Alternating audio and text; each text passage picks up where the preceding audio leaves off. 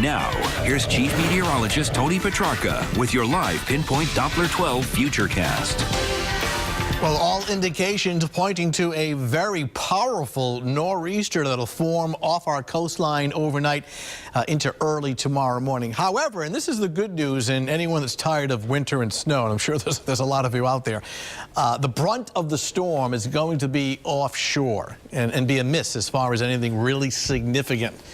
I wish I could say the same, though, for the Cape. Cape Cod and the island still should be bearing the brunt of the storm, unfortunately, but the rest of the area, while we will get some snow and some wind, won't be nearly as bad as offshore and the Cape. So a little bit of good news, at least for some. Doppler radar is nice and quiet. If you have plans to be outdoors all the way to midnight, you'll be fine. It's really not until late tonight. Temps now continue to be unseasonably cold. Temperatures readings right now only in the mid-30s. This will be an all-snow situation. Temperatures tonight will be plenty cold for snow. Clouds streaming in, dry in Providence right now. We widen out the view.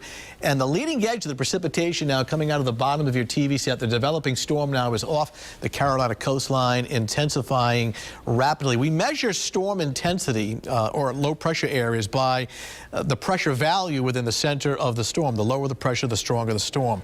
I mean, the pressure within this storm will drop very rapidly and be as low as some hurricanes, including Hurricane Sandy. To give you an idea of the strength of this storm, in fact, wouldn't surprise me, now Nova Scotia is off your TV set right here, come tomorrow night, wouldn't surprise me if once the storm makes landfall across the Nova Scotia that they're actually getting wind gusts perhaps up to 100 miles per hour. That's how strong the storm is. But we're lucky, and the Futurecast shows this very well. Watch, starting off this evening, you see the clouds streaming in.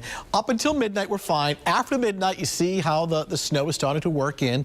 Heavy at times, especially across eastern Massachusetts, 6 o'clock in the morning for the commute, 8 o'clock in the morning for the commute. The darker blues out across eastern Mass representing the heavy snow. Good news, it's a progressive storm. It won't stall. In fact, look at the back edge of the snow is already ending or coming through New Bedford at 10 a.m.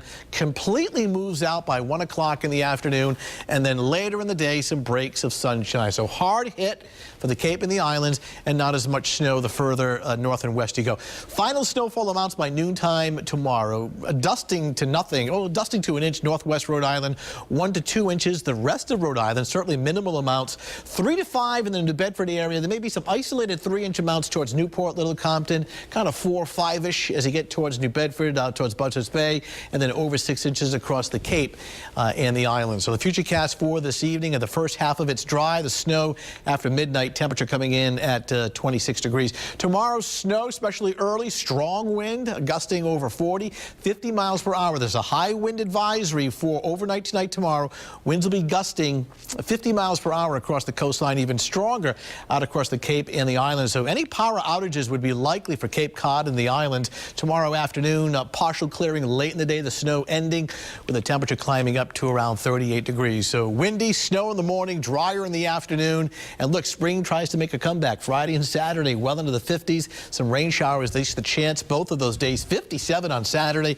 Nicer, drier on Sunday. Partly sunny skies with a high temperature near 50. In fact, some of the winds could actually be damaging across the Cape, the islands overnight tomorrow morning with some power outages.